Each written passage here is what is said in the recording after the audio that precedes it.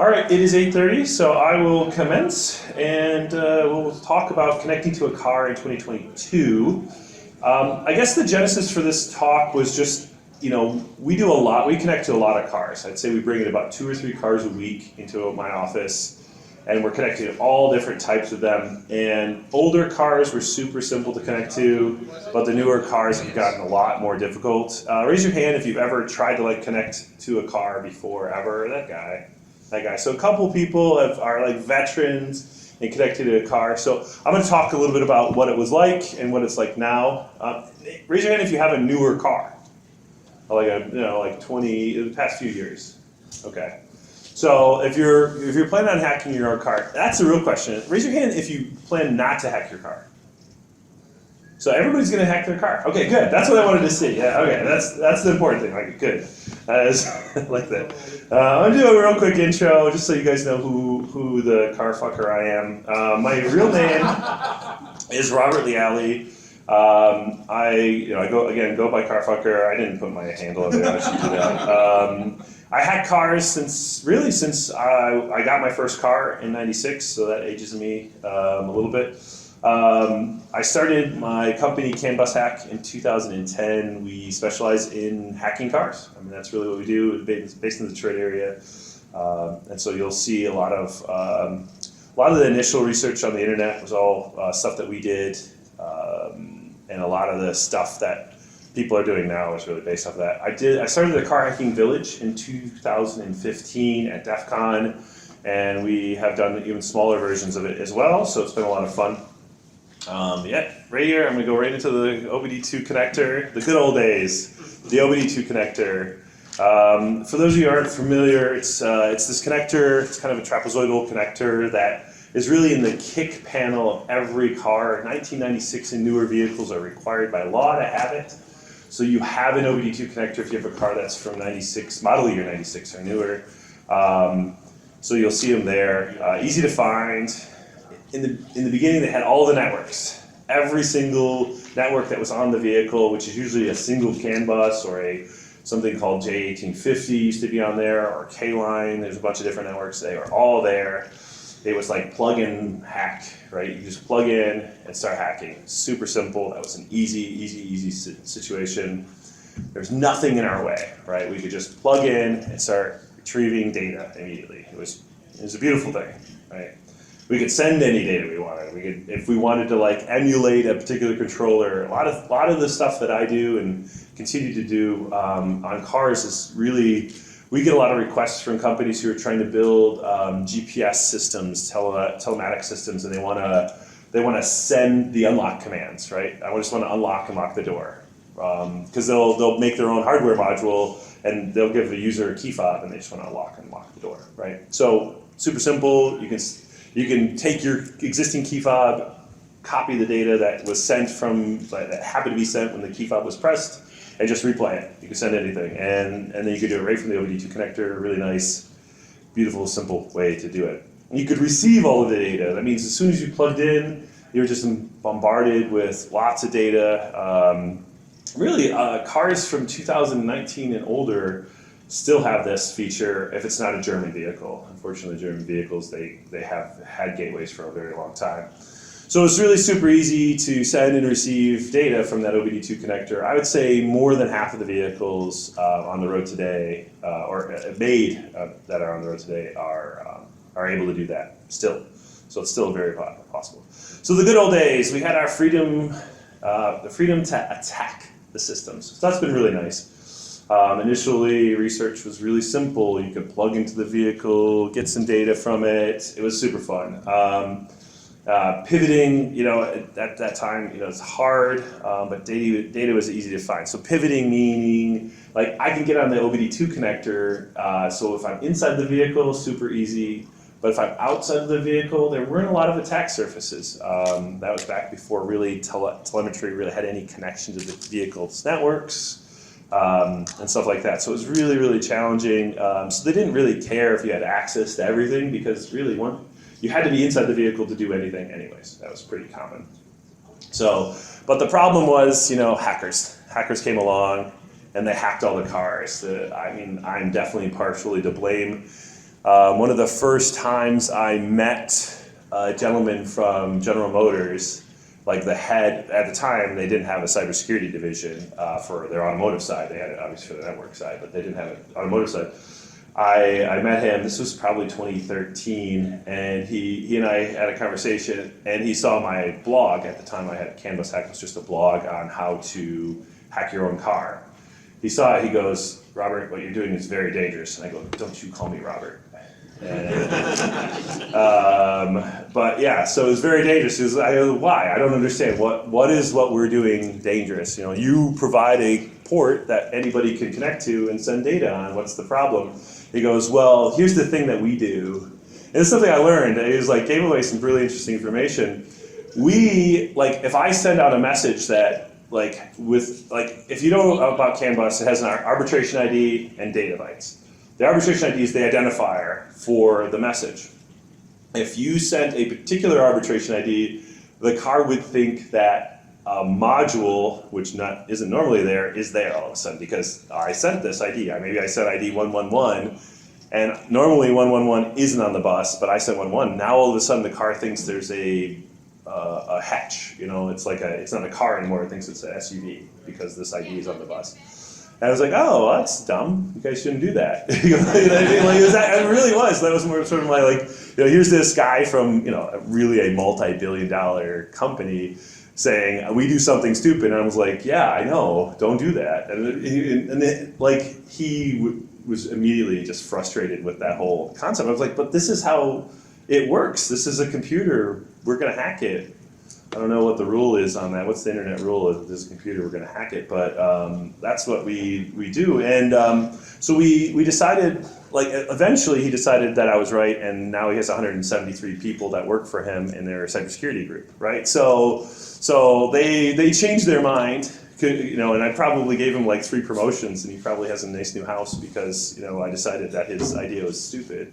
And then the OBDII connector, kind of in their latest version, GM's latest version of vehicles, that OBDII connector does not have the CAN bus on it anymore, right? They got rid of it. It took them 12 years, to get rid of it, but they eventually did, right? So you can see that that's the direction. Hackers are definitely helping the companies make really big decisions internally and costing, essentially billions of dollars to the companies, right? I'll give you another example. I was on a call with a very large, another different OEM, and they were talking about they wanted to change their OBDII connector. They wanted to move some pins around.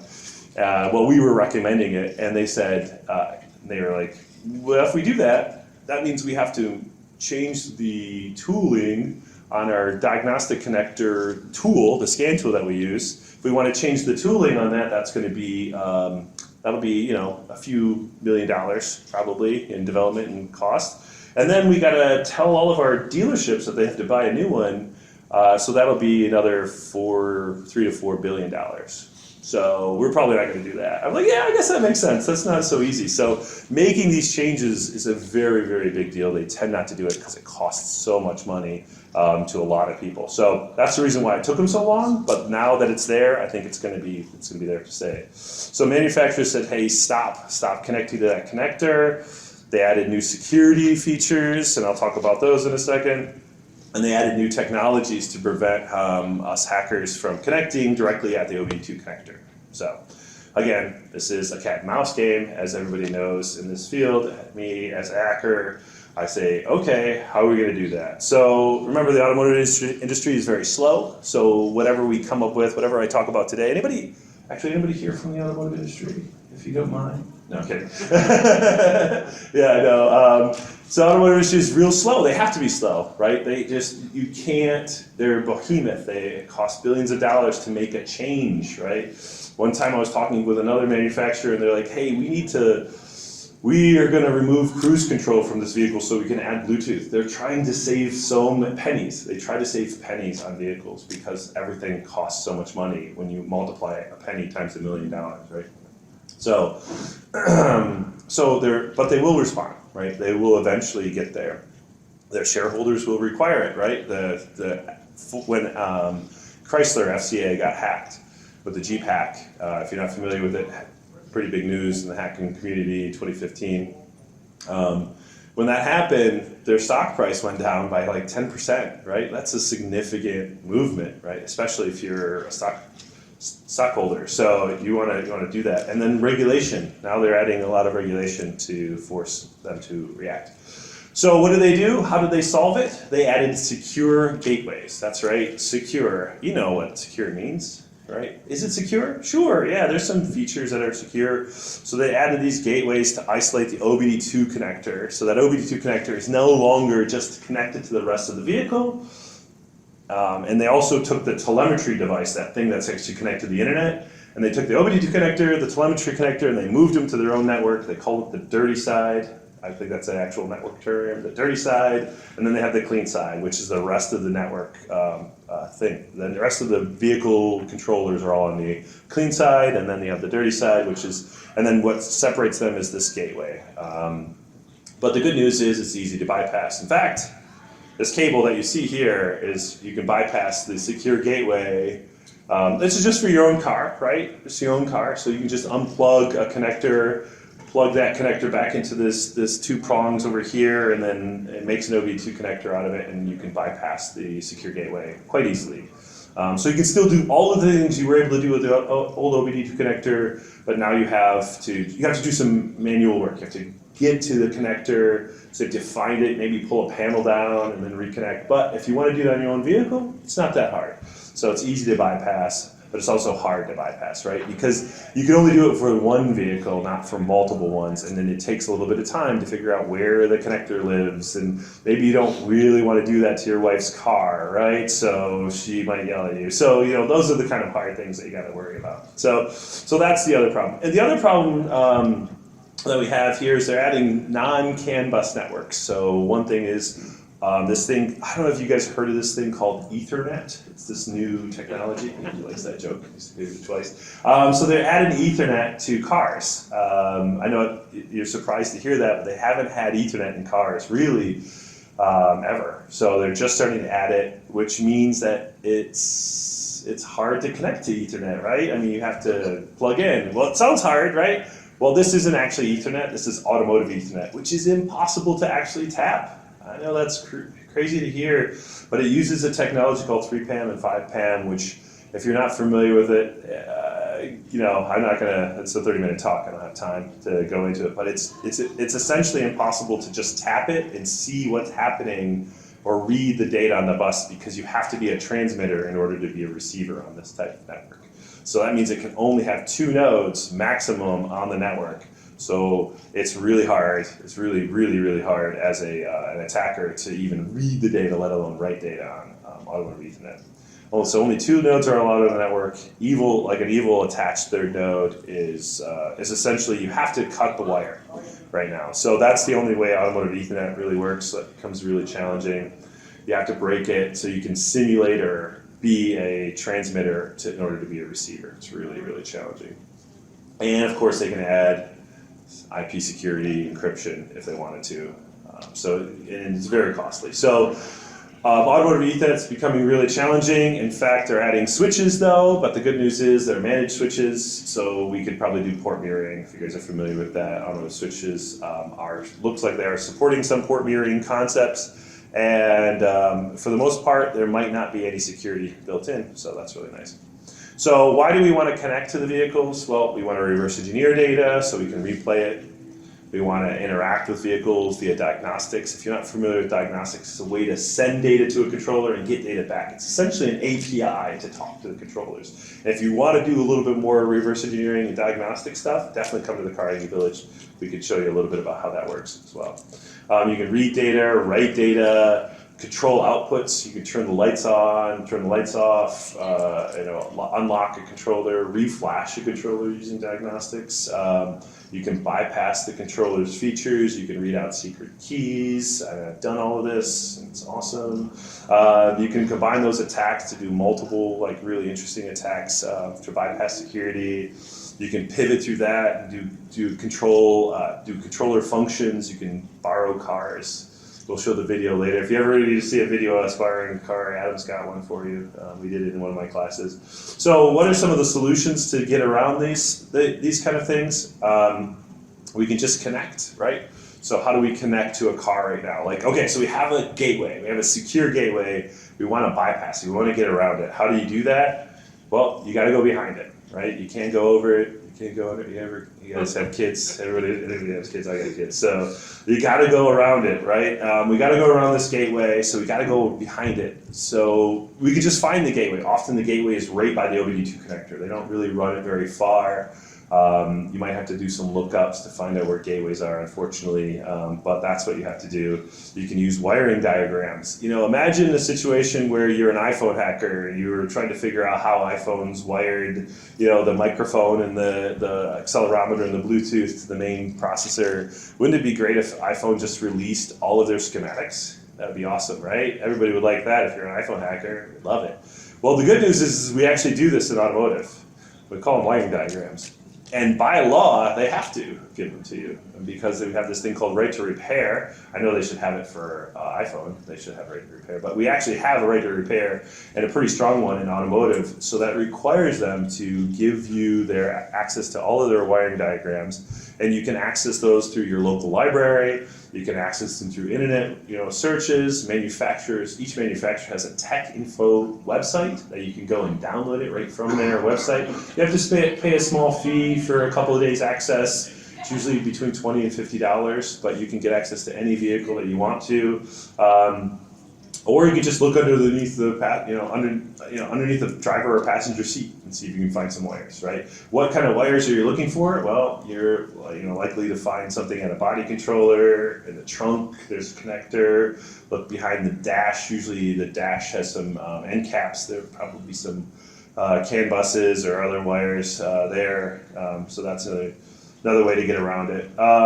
We can also, we have some other types of ways to connect or connections. Manufacturers' scan tools might also be able to bypass the security. So for instance, the FCA, I was talking about the FCA, which is Chrysler. Now they've changed their name to something called Stellantis because they've added more car companies to the group. So Stellantis has a little micropod, this little like OBDII dongle that connects over Wi-Fi to the car, and it's capable of bypassing all of the secure features if you've logged in and had credentials. So you can use that tool to sort of assist you with the bypassing of the security features. It can send CAN bus maybe over the gateway as well.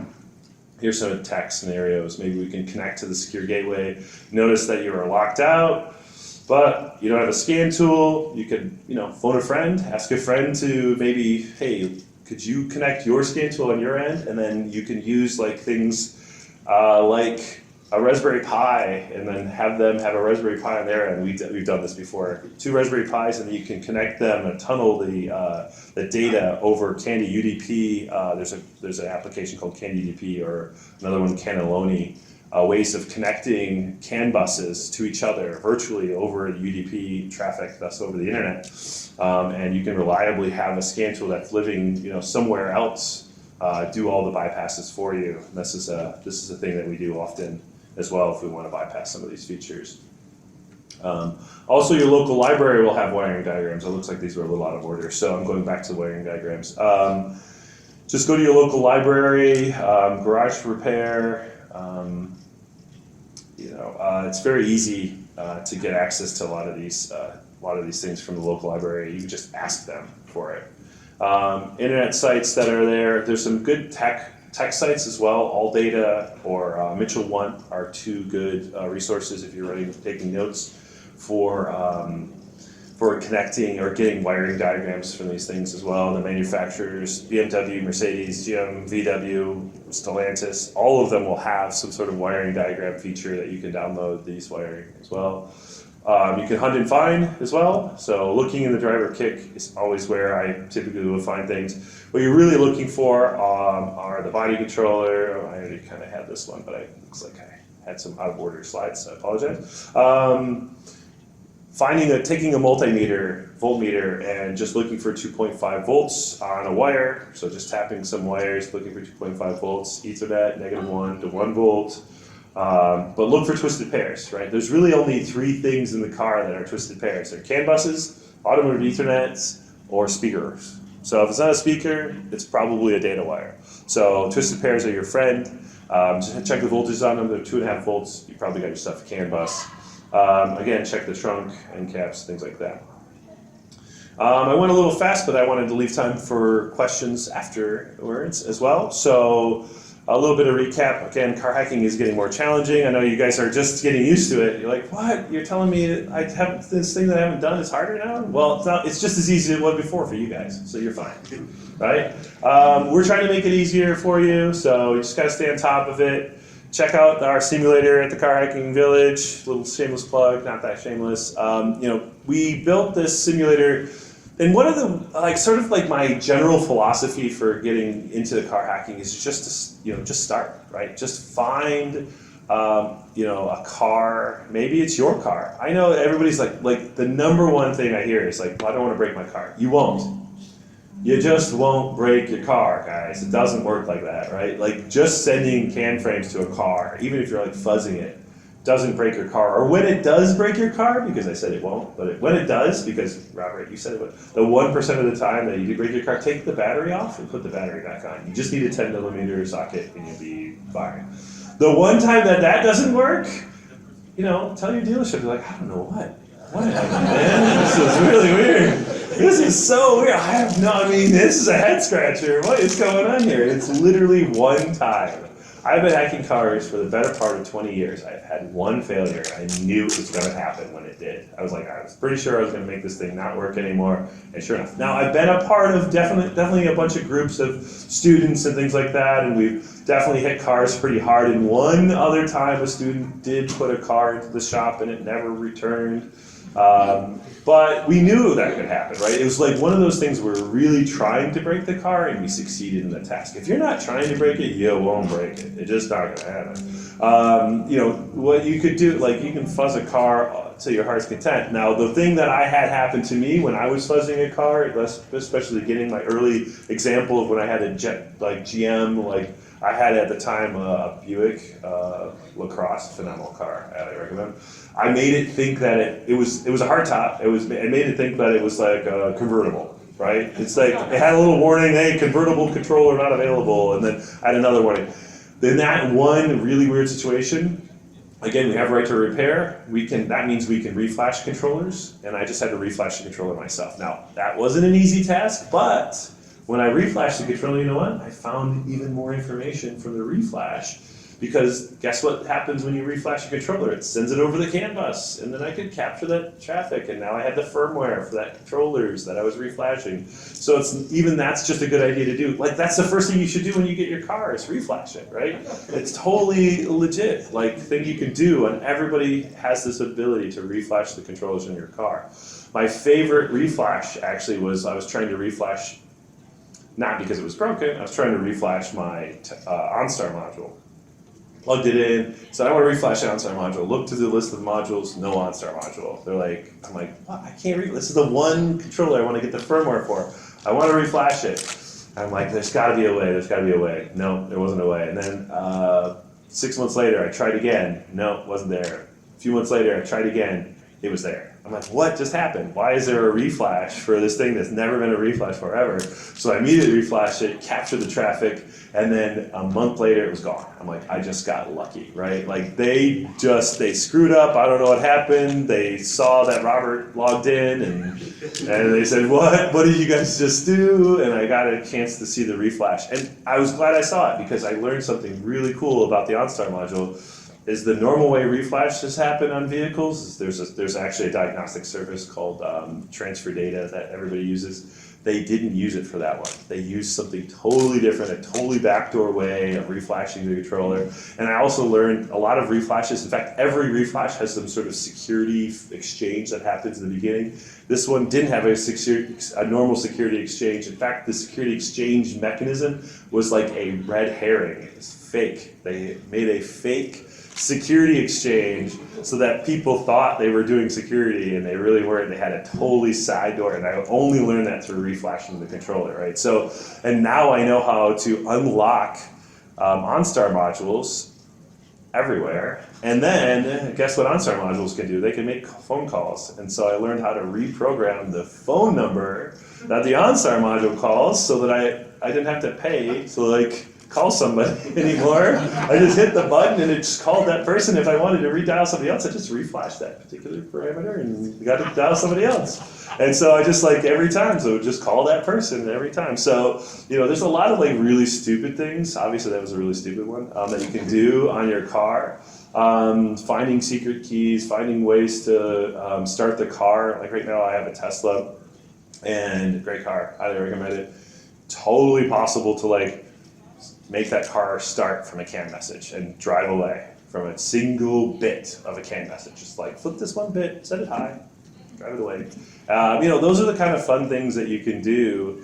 All you have to do is just like read the CAN messages and then send some other ones, and you can do some really interesting things. They get more complicated as well, but anyways, it's 4 minutes to the end, so I want to take some questions or two. Yeah. So my wife's got a 2020 car.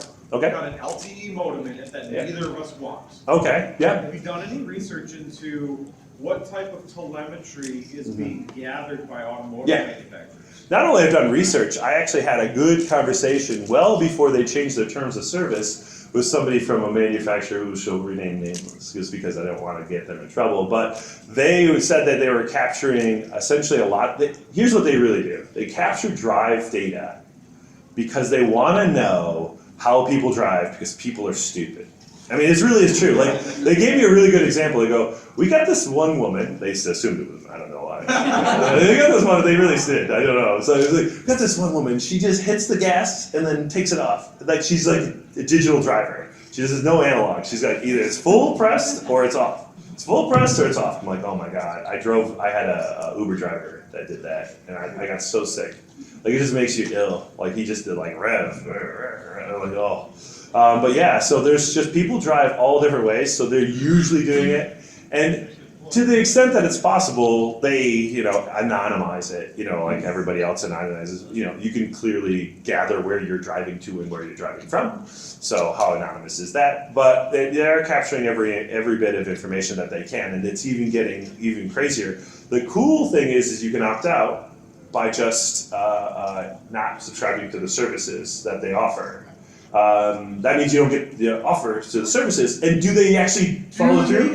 The short answer is yes, and I'm going to tell you why. Because I had a lawyer contact me saying, "Hey, can you prove that they're not? That they're? Can you tell me? I want to sue them, right?" And we did. We did all the work. So I can say yes. We actually monitored the modem itself and how much emissions it put off, and it shut off. It did not transmit a thing for a month. They had it wasn't even trying to connect, unless you hit the button, of course. It was in a full sleep mode, and it wasn't even like broadcasting an MZ or anything like that. So they did a really good job, that particular manufacturer. I'm not saying that for everybody, but I bet you they do, because it's easy to test, right? It's super easy, and heck, I recommend you test it, because if you find out that they're violating the terms of service, give me a call. Maybe we can do something like that. Any other quick questions? I got 2 more minutes. No? Okay, excellent. Oh, wait, sorry. Right over there. Sorry, you got to be louder when you raise your hand. Yeah. Any recommendations for hacking the fiber network in cars? The fiber, the most? Yeah. Like, so there's a fiber network called Most that existed in cars. I actually had one for a little bit. Most is toast. It's a dead network. It's not going to exist much longer. The only way to do it, unfortunately, is obviously you have to remove a module to put something in there, and you have to get a controller or a tool. And I think there's only one company that made that, and they went out of business because Most is toast. So I don't know what tool they used. But it's a really cool network. I would love to see somebody actually trying to hack it, because I never actually even tried because it was so hard to even connect to. So I have 0 recommendations, unfortunately. Yeah, that's it. Okay, we're good. Thank you, everybody.